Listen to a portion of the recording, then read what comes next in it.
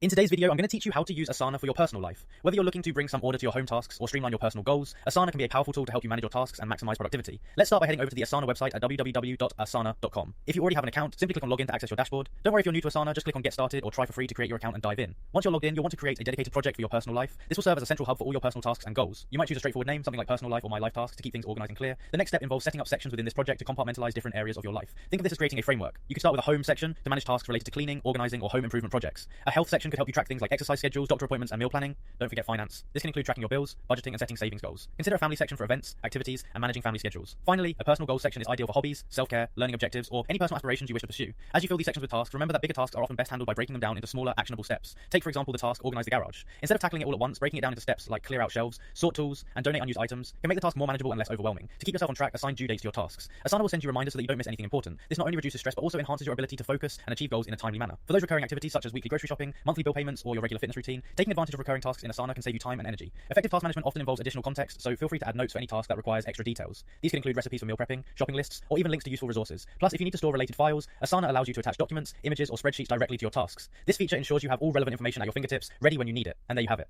Using these simple steps in Asana, you'll be well on your way to enhancing your personal productivity, organizing your personal life, and achieving your goals more efficiently.